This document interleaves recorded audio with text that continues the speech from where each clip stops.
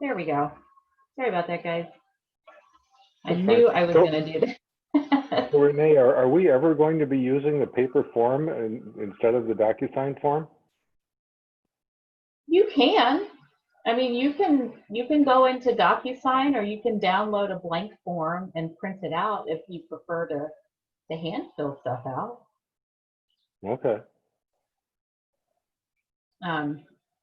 You know, but when you're ready to send it out, you have to send it out digitally unless you're going to go visit the seller. So, you know, if you're working with a buyer and you're going to make an offer, how are you going to get it signed by the seller?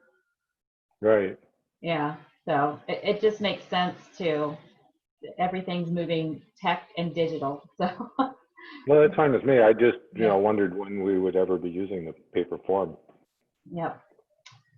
I mean, there's some people who prefer to use paper. I do for certain things, like I print out every single property that I take a buyer to. I actually print out the broker copy of that listing, as well as the customer copy of that listing, because then I have everything's frozen in time, so nobody can go back and change stuff. Not saying that they do, but they do. Nobody can go back and change things that might be very important to me or the buyer. So I always print that stuff out.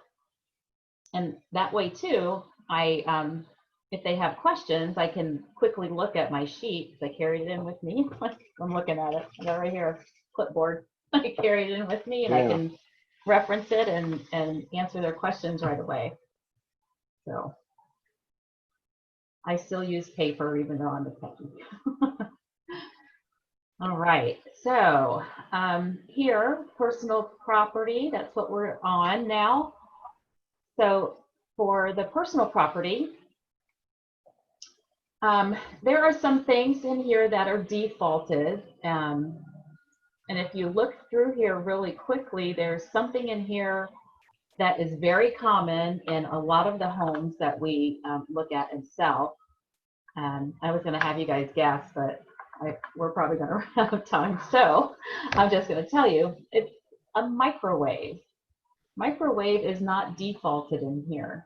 So if there's like a big, fancy microwave hood, or even just one that's installed, even though it's considered a fixture, if it's not on here and you don't add it, it likely won't be included. So make sure that if it's there and your buyers want it, that you put it in there. The other thing that's not in here is a washer and dryer. So if those go with it, then, and your buyers want it, then go ahead and make sure you add that in there. What we don't want to see right here is if you have a buyer who is getting a mortgage, getting a loan, we do not want to see all the furnishings included, because lenders don't want to see that on there. Lenders don't want to lend money, make a loan for furniture. They want to make the loan for the house and the property only. If there's furniture to be included, you can have that be a separate document outside of closing. All right. If it's cash, doesn't matter. You can put whatever you want to there. Okay. If there's anything excluded from the purchase, then that would go here. Purchase price, self-explanatory. Initial deposit held in escrow. Your second line here under the purchase price. You can check one here, or if it's not checked, this has a default, so you can actually leave that blank. Best practices, though, are to fill out every single thing that you can. I always check it, and I do 3 to 5 days, depending on where the title company is and the buyer. So the default is to be made within 3 days after the effective date. I've been doing this for 8 years, and I've never used the check that accompanies the offer, but that's how it used to be done. So I would imagine some people still do it, but I've never seen it. So, and I don't do it that way. So escrow agent information, can that ever be blank? question, No. guys. No, it can't be. Correct. Can it say TBD, to be No. determined? That's correct. So if you're looking at a listing with your buyer and the listing agent did not indicate which title company they want to use to close, or that their seller chose to close with, what would you put in there? What could you do? I know it's the one that's recommended by our office. I can't think of the name of it though.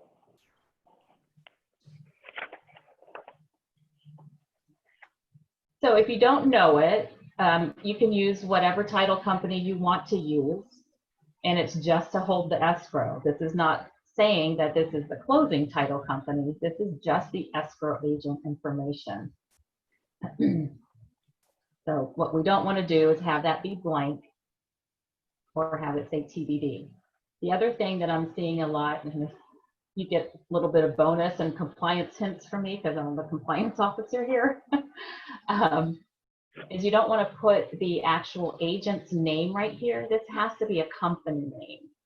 So make sure that you put the company name right there, okay? Like Tampa Bay Title, or I use Veritas just because they're close by my house, so, and I know them.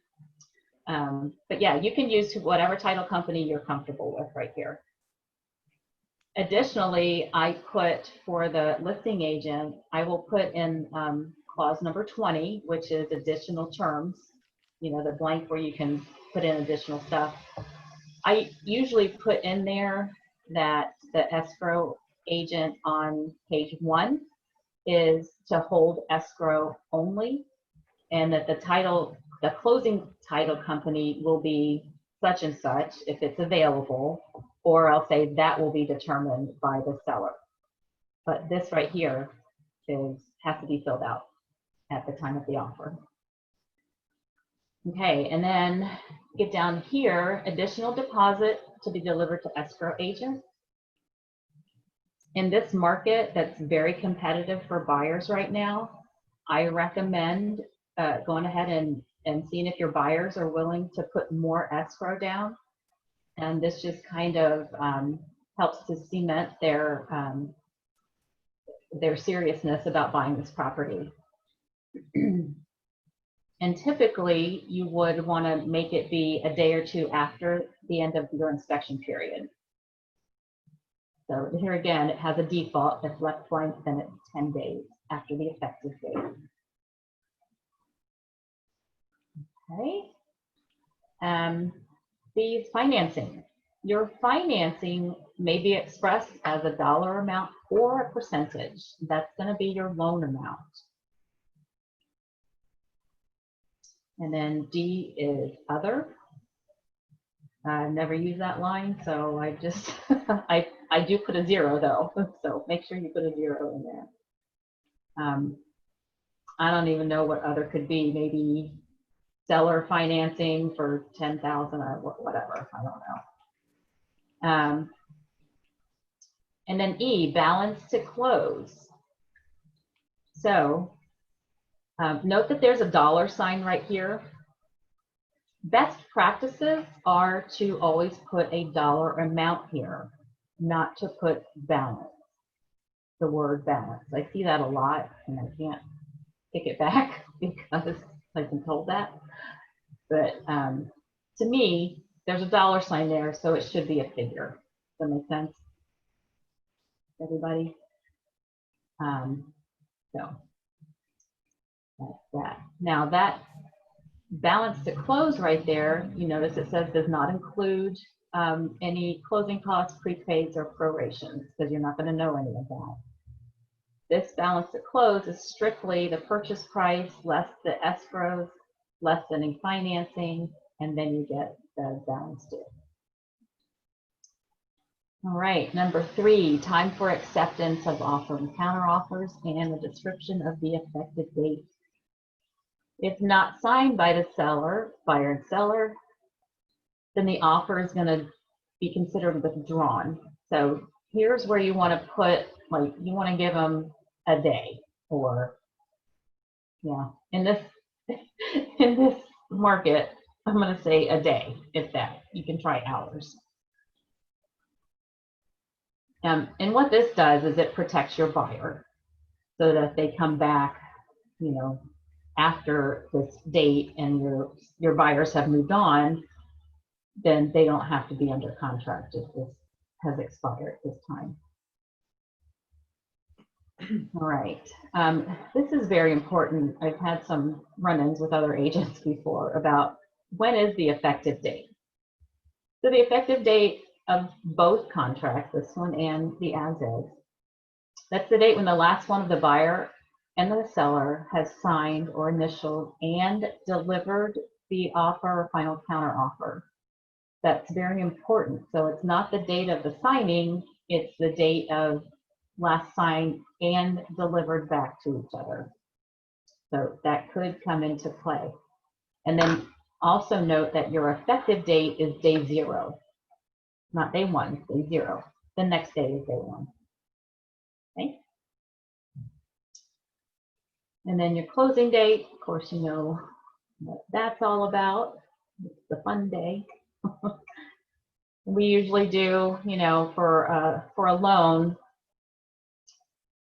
30 days is kind of typical right now, unless it's a VA loan, and then we're looking at like 45 days probably. Right now with COVID, there's a lot of slowness going on with the lenders and title even. So, all right. Extension of closing date, that just describes what happens if people are not available or if the closing disclosure wasn't delivered on time.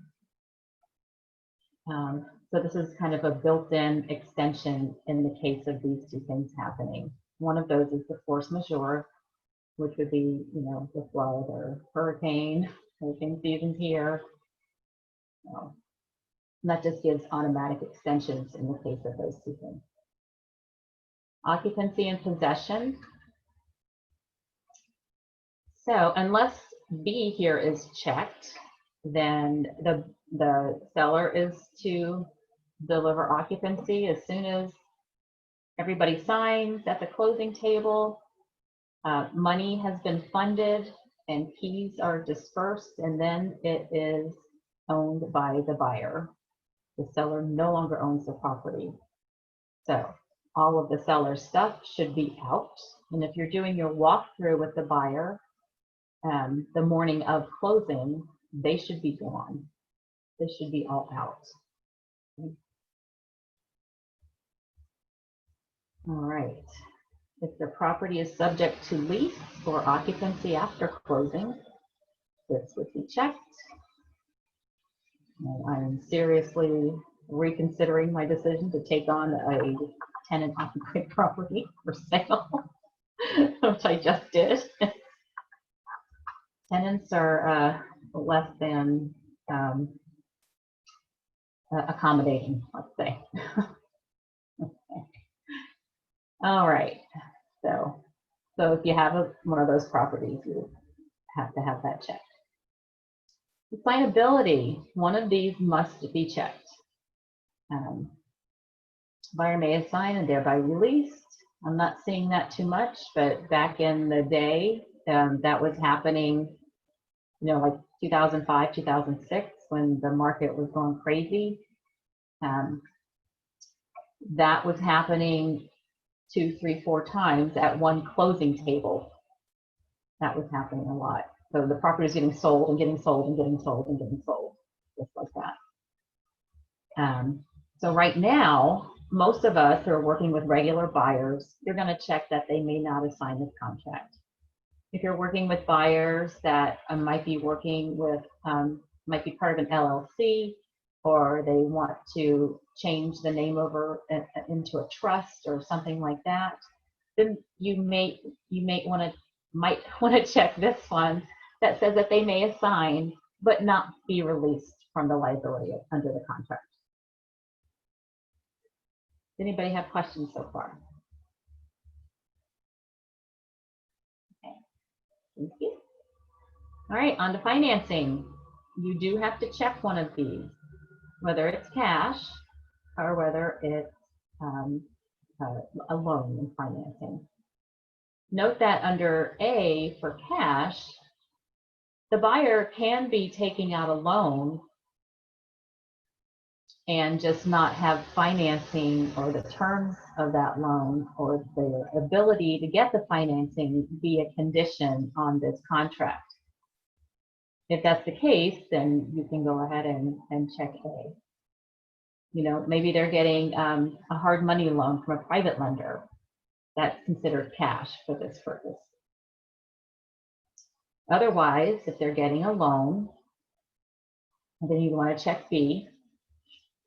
You're going to check off what kind of loan it is, conventional, FHA, VA, or other. So other, again, could be, you know, a private lender. So you would check that and then fill in whatever it is.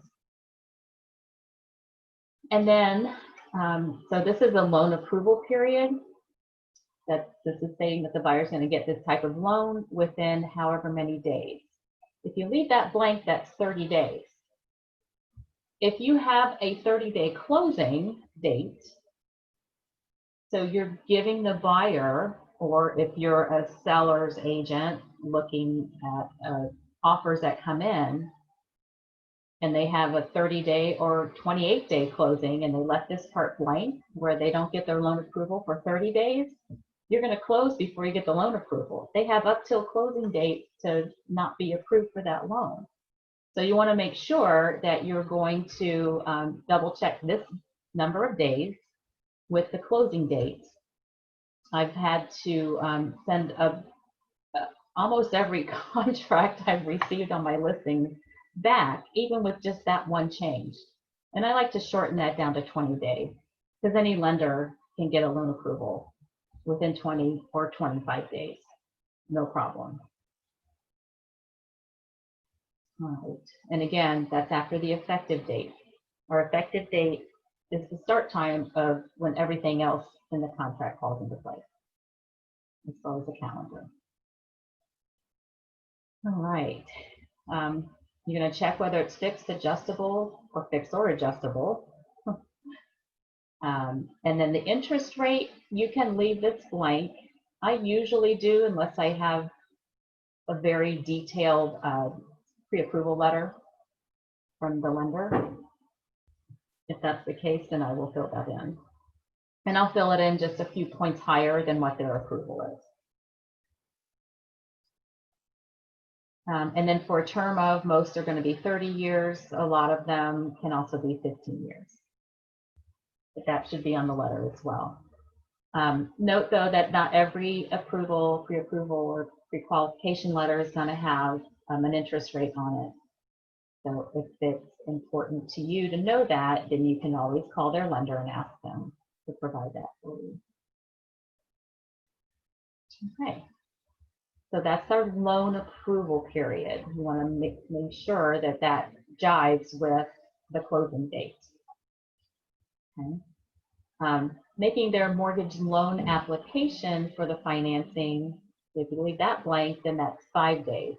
So that's making what I call the formal application. They've already talked to the lender to get that pre-approval. This one, they're actually filling out the information, they're signing off on whatever disclosures they need to sign off on, and getting that that hard, basically, application into their lender. And 5 days is plenty of time because it's usually a phone call. Okay. All right. So, and it talked about how the buyer is supposed to, use good faith, diligent effort to get the approval of that loan, meeting all the finance terms that they put in there. And this talks about what happens if they don't use diligent effort. And that includes the timely furnishing of all documents and information, paying their fees and charges in connection with their application. I've had some buyers where it's like pulling teeth getting their information over to their lender. It's like, guys, you're going to lose this house if you don't get your stuff, send it over, it'll be fine. So yeah, if you're working with a buyer, make sure that they're on top of that. Okay. All right. This is another important little clause, even though you don't have to fill anything out here. It's just really good to be aware of this, that the buyer is going to keep the seller and the broker, which is you. In this case, seller or broker and agent are kind of interchangeable, because you're actually working as an agent for your broker, our broker. So the buyer is going to keep everyone fully informed about the status of their mortgage loan application, their loan approval, processing, and they authorize their mortgage broker or lender and closing agent to disclose the status and progress to everybody else, basically. Hey, Renee, in Yes. your experience, what percentage of buyers have a pre-approval letter when you're writing up an offer to purchase? Mine 100%, because I won't take people out without a pre-approval. But we don't know. Okay. We don't know what we're shopping for. You know, you got to have a budget. Minimally, you got to have a budget that you're shopping for, right? Yeah. And minimally, I will have, you know, at least a half-hour conversation on the phone. I prefer to have them come in so I can do my whole buyer consultation. Yeah. For now, I do it through Zoom. Yeah. Okay. And it takes, yeah, some of my in-person consultations have taken 2 hours before. Wow. Yeah. But at the end of that time, we're bonded. They're not going anywhere but with me, right? So, and part of that process is, you know, providing your value, showing your value that you have for them. But also part of that process is making sure that they have a good lender, not just anybody, but a good lender who you know is going to do everything that they can to help close their loan. Okay? Mm-hmm. That's a great question. Thank you. And we got another question. One second. All right. Do you usually ask the buyer for the lender's contact info and reach out to the lender before you start searching for homes with the buyer? Yes. Lender's timeline? Yes, absolutely. That's very important, especially closing date. Okay, no problem. I wonder if I can unmute you. There you go. You're unmuted. You're still not coming through. Okay, no problem.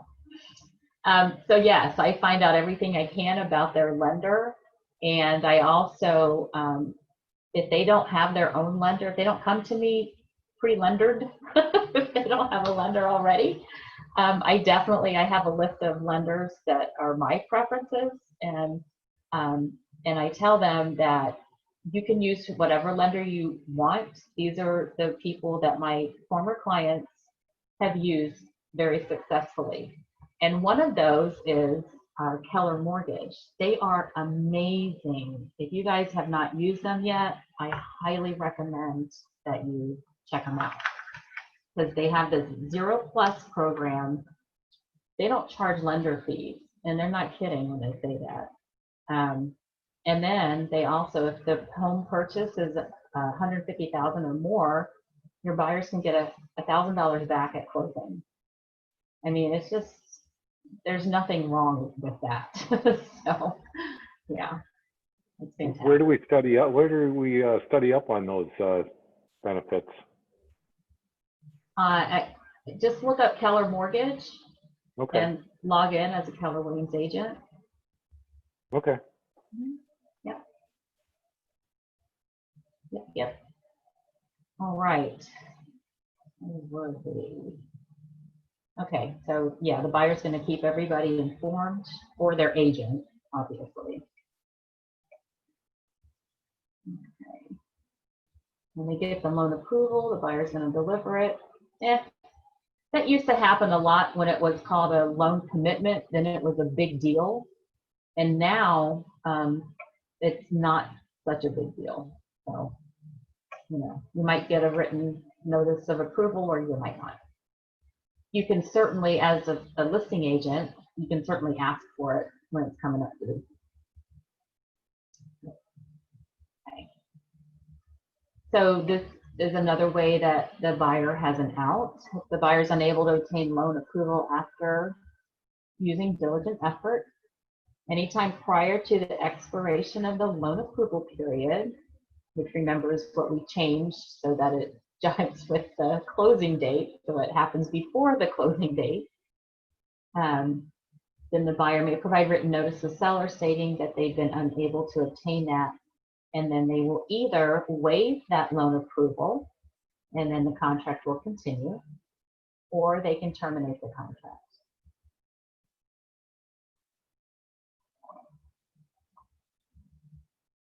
And this goes on to what else can happen if they fail to deliver the notice or any of that. So also, if the contract is terminated on time as provided by what I just talked about, then the buyer is not in default and they will get their deposit or deposit back, and both will be released. If they mess up and then they are in default, then the seller gets to keep their deposit. All right. And then here's C and D. So that continues from the financing A, B, C, D. So I have yet to see an assumption of an existing mortgage. So that would be another, they call it a rider or addendum. Those terms are used interchangeably. And a purchase money note, I have seen those. I've actually had those done before for my seller. And so that kind of thing, I had the mortgage written up by, and the note, both of those were written up by an attorney. I had nothing to do with that. So I highly recommend that. All right, number 9, closing costs and other charges. Remember on the as-is contract, this looks very different, right? All of this in here, right in here, is not on the as-is at all. What this does, it makes the seller able to, and you know, everything gets negotiated, right? So if you're working with the buyer and you're writing this up, you could leave this blank and the default is 1.5%, and that's 1.5% of the purchase price. This could be a hefty repair sum on some of these houses. Usually the selling agent or the listing agent will send that back and they'll cross that out or put a different dollar amount, you know, like 1,000 or 2 or 5 or whatever. So, and that happens during negotiations, obviously. But the other thing that this does is it prevents the buyer from walking if for any reason, if they don't like what they see or what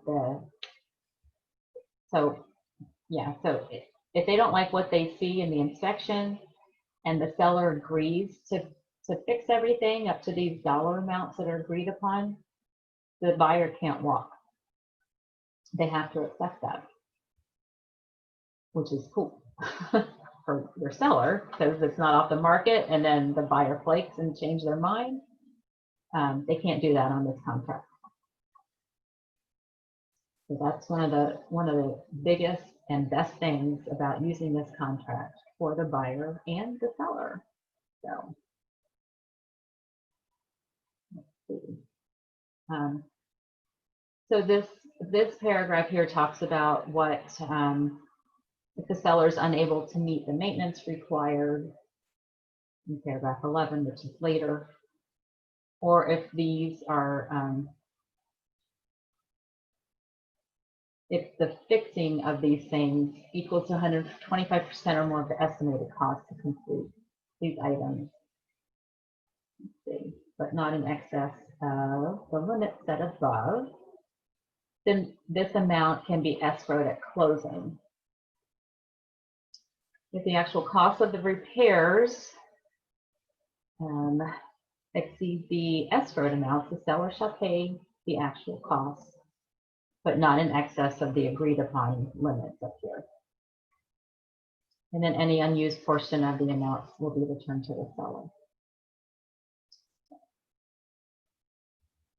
Costs to be paid by the buyer, that's all normal as the as is. So basically the buyer pays anything that has to do with their fees on notes, mortgages, and lenders. And then recording fees for those same things. Okay.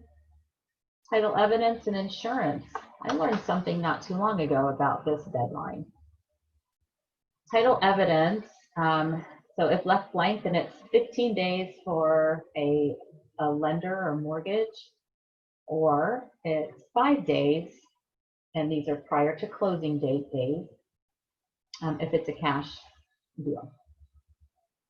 So you're going to get a title commitment from the title company. And what I learned not too long ago was the survey is actually a part of this too. Now, the way I learned it was you ignored the survey until title asks for it, and then they would order it, and it's usually like, I don't know, 5 days before closing maybe.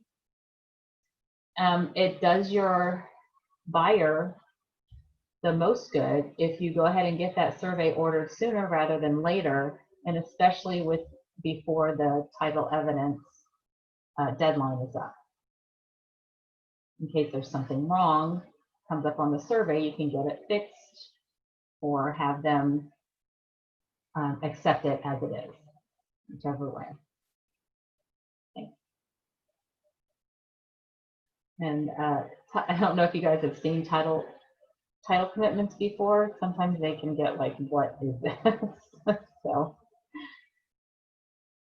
basically, I mean, a title commitment, if you've never seen one, I would pick up the phone and call a title company person and just ask them what this is. If you have any questions about anything on there, just ask them what it is. I've actually done that before. Oh, that doesn't belong on there. Why is it on there then? So sometimes it can really help your buyers, and then you're a hero. So, all right, so this one of these must be checked. We're not in Miami-Dade, Broward. You would only worry about that number 3 if you're selling a house down there. So for here, it's either 1, seller is going to designate the closing agent and pay for the owner's policy and charges. Buyer's always going to pay for their lender policy, so that doesn't change. Or you can have your buyer designate the closing agent, and then they're going to pay for their own owner's policy and charges. And what policy is that? Is the title insurance policy, which can be, I mean, that can add up to a chunk of change. It's based on the price of the house. So I usually will have the seller designate. The couple of times that I advised my buyer to not use the seller's closing agent was for a, not a HUD home, but it was real estate owned property. And the closing agent was in Fort Lauderdale. And I said, you know what? I looked at their charges and I said, it's not worth it. You know, it's more worth it that we have a local closing agent that I know who's going to do the best job for the buyer. And they agreed. So we went ahead and used our own. So, and here's the survey where it talks about on or before the title evidence deadline, the buyer needs to get that property surveyed. I think they should move that up to where it's right next to the the title evidence deadline information. Home warranty. When I'm working with a buyer, I always fill this out. I want the seller to pay for a home warranty.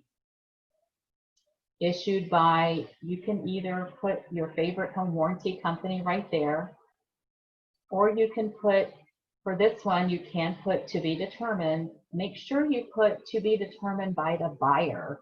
Don't let the seller choose, because you want your own home warranty company. And then as far as the cost not to exceed, I would just do a little bit of research so that you know of a home warranty company and what their prices are.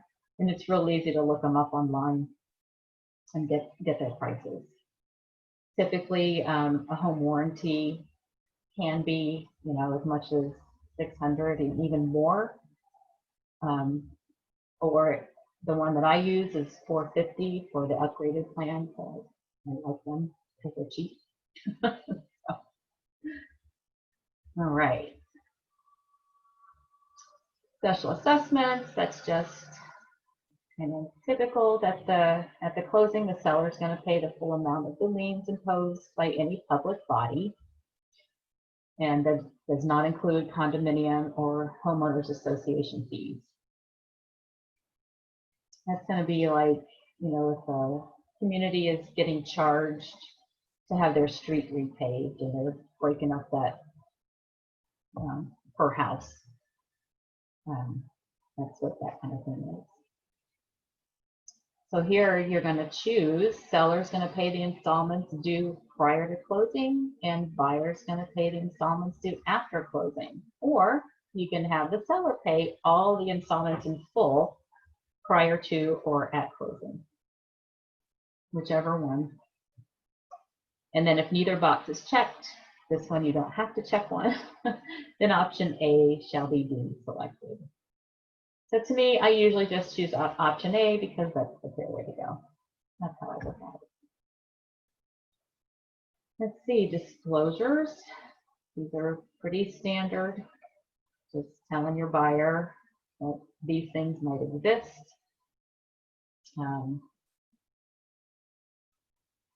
And that verifying that the seller does not know of any improvements made to the property without required permits. Yeah, that's just kind of, people just kind of go through that and don't pay attention. So, but you need to know about it because it's there and it can protect your buyer. All right. Flood zone elevation certification. If you leave this blank, I usually do, then it's a 20-day default that gives your buyer the right to get a elevation certificate conducted within 20 days after the effective date. And if it's in a flood zone where it wasn't disclosed earlier that it's in a flood zone, then your buyer can get, can cancel and get the money back. Energy brochure. We used to have to have this in our files and .loop back in the day. We used to have to have this in our files, and that the buyer would acknowledge receiving it. Since we don't have it as a part of our compliance, that doesn't mean that you're not required to give it to the buyer. You're still required, as a buyer's agent, you're still required to give that to the buyer. So that's also part of my, when I first meet with a buyer, whether it's via Zoom or in person, I make a little packet for them and I send it over. And that's usually the first thing I send to them to get them used to signing on DocuSign. I'll send the energy brochure, the lead-based paint brochure, all of that kind of stuff. If they're looking for a condominium, I'm going to send over that that condo document from the state of Florida that we're also required to give to them. All right. Property tax disclosure. I also explained this to them that just because the listing may show a very low property tax, you can kind of count on that that's going to change in some way, and usually up after the purchase. So, selling a property usually means that the taxing is going to be refigured, and usually, like I said, is going to be raised. Foreign Investment in Real Estate Property Tax Act, or FIRPTA. Seller must inform the buyer in writing if they are a foreign person and that they're selling their property here in the United States. Basically, if that's the case, if the seller is a foreign person, you let the title company know, and they can help you out with that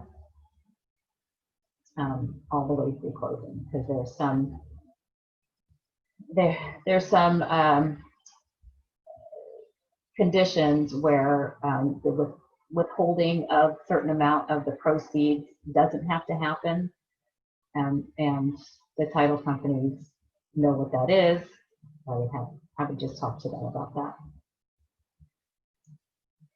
Seller disclosure, of course, hopefully you're going to have a separate seller's disclosure that's signed off. And if you don't, we have a form that says that there is no seller's disclosure and that your buyer should sign that if there is no seller's disclosure. Property maintenance, sellers required to keep the property up and the same as it was when we first showed the property. Our inspection period, if you leave that blank, then it's 15 days. Usually, especially in today's market, they're going to come back with 7 to 10 days. That's what I've seen. If your buyer is very savvy and doesn't want to have a real inspection, then you can put 2 days or 5 days or whatever it is. Whatever they want to do. I highly recommend that regular buyers do their inspection, and I also highly recommend that you give them at least 10 days because inspectors are hard to get scheduled right now. So trying to get an inspection done in 7 days is challenging. Of course, you want to know right away. But like I said, it's hard to get the inspectors in within 5 days, and then you've only got 2 left to go over the results, figure out what you're going to ask the seller to fix, if anything, and yeah, so you're just in danger of running out of that inspection period.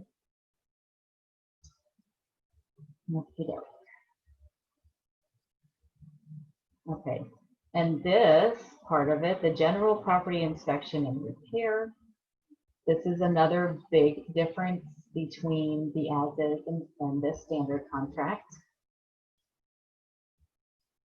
So this is saying that the inspection is going to be held by a person who specializes and holds an occupational license to conduct home inspections,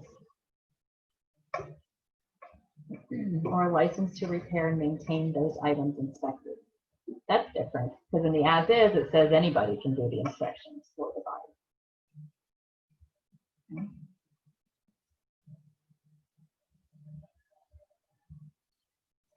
Okay.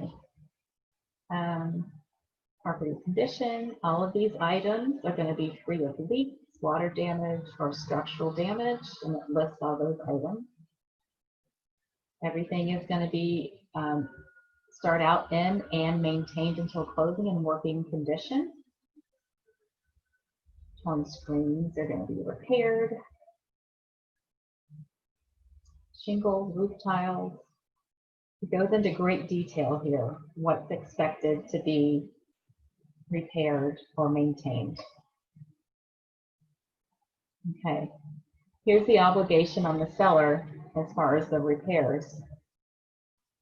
They're obligated to make such general repairs as necessary to bring items into the condition specified right above. And the seller shall, within 10 days after receipt of the buyer's written notice or the general inspection report, either have the recorded repairs to general repair items estimated by a licensed person and a copy delivered to buyer, or have a second inspection made by a professional and provide that report to the buyer. If their reports differ and the parties can't resolve the differences, they shall choose and equally split the cost of a third professional inspector. How crazy is that? My guy's right. No, my guy's right. Well, we have to pay another one. Get a third one. So that third one, though, will be binding. So if the cost to repair the general repair items equals or is less than the general repair limit, seller shall have the repairs made in accordance with that paragraph. And if the cost to repair the items exceeds the general repair limit, then within 5 days after the party's receipt of the last estimate, seller may elect to pay the excess by delivering written notice to the buyer, or the buyer may deliver written notice to the seller designating which repairs they want them to do so that it doesn't exceed that amount.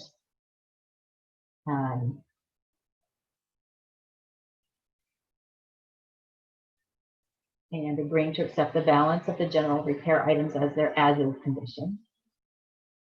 And if neither party delivers such written notice to the other, then either party may terminate the contract and buyer will be refunded the deposit, thereby releasing both people. So that's basically saying that earlier amount that the seller has to make those repairs. And this just is if the amount, the repair amount is higher than what they can do. So WDO, we're destroying organisms, our favorite termites. Inspection and repair. It's pretty much the same thing. It has to be inspected by a licensed person or business. And then the same thing with the repairs. So it always goes back to that, that amount limit. Building permits. Seller's going to do everything that they can to close out any permits. And then this is what happens if they don't or they can't. You always get choices. And then the walkthrough inspection or re-inspection, that's your final walkthrough on the day prior to closing date or on the closing date prior to the time of closing. Make sure that you do this with the buyers every time. Even if you have to have, if they're not in town, if you have to do it with, you can video or FaceTime or Zoom call them so that they can see and then get that signed, the final walkthrough form signed.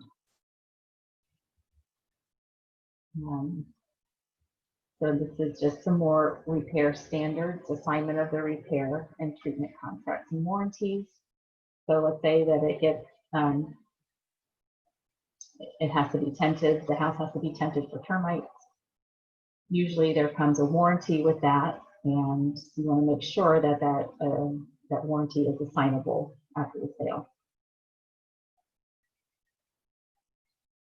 Escrow agent and broker, that's all normal stuff that you guys have seen before. Take time to read it if you're having trouble sleeping. Professional advice, I love this one.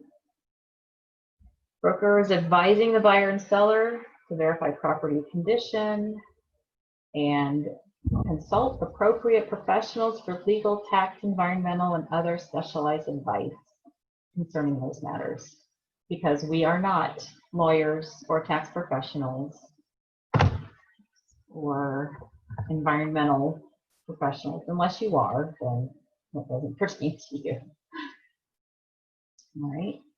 The buyer is going to rely solely on the seller and those professional inspectors and people who are qualified to give their opinions about those things. Okay, so This is all normal. The buyer default is what happens with the contract if the buyer defaults on it, and then if the seller defaults, and then their remedies and dispute resolutions. Our standards, this has other things in it that pertain to the differences, like the prorations and the credits and all that stuff is the same as the as is. So I'm just going to go through that. Here's more information on that FERPTA, the foreign investment tax withholding.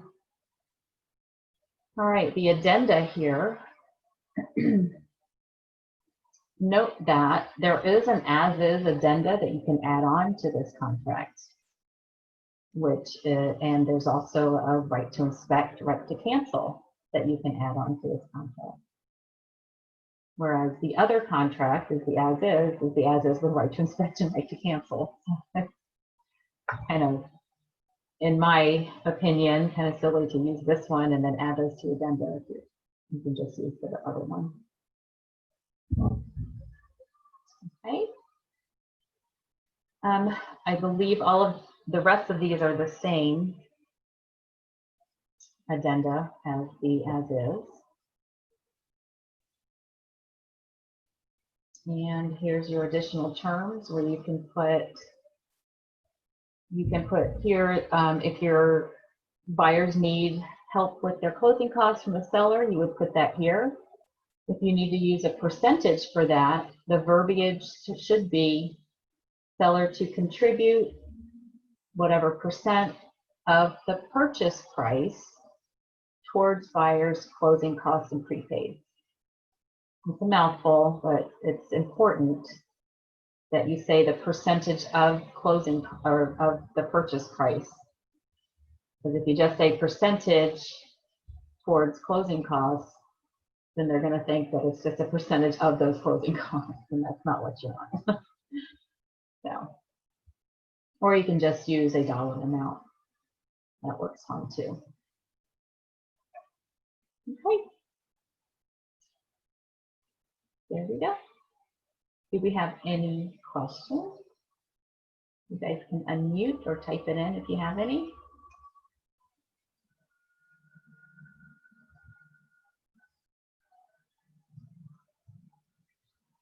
Notice too, this one is 13 pages, not 12. Okay. All right. Awesome. Thanks for coming. John, got any questions? Is it Larry or Lawrence? Which do you prefer? Larry's fine. I guess my only question that I could really think of is, I know it would probably be different in every instance, case by case, but I've mainly worked with cash people, so okay. I haven't had a lot of this. I've had a lot of 0-day inspection, and I haven't had much experience with this, and so specifically with addendas, you know, in regards to you know, financing and things like that. What are like the common, that I know, like lead-based paint and seller's disclosure? What else? Like, I wasn't familiar with the condo or the condominium one you spoke of, or some of the other ones. Okay, let me share my screen again, and I can just bring up buyer and seller forms. I've got the Florida condo governance form. Buyers, if they're shopping for a condo, timeshare, or mobile home, they're required to get a copy of this. Whether it comes from the seller or you as their agent, as the buyer's agent, I just give it to them, because then I know they've got it. Oh, okay. It's just as easy as yeah. I'm sorry. So they don't have to sign it. You don't have to send that along with an offer. You just give it to them. Oh, yeah. I give these things to my buyers when I first meet with them, and I do have them initial it via DocuSign. So that does two things. That lets them know that I know what I'm doing and what I'm talking about, And then it also gets them used to working with DocuSign when it's not really important that they have to do this. Yeah, So, good idea. yeah. Thanks, Just Renee. having- I've got to run to the millionaire Okay. mindset now. Yes, go get that. Absolutely. Okay. All right. Anytime you guys have any questions, just give me a quick text or an email and I'll be happy to answer and help. Thank you. All right. Thanks, guys.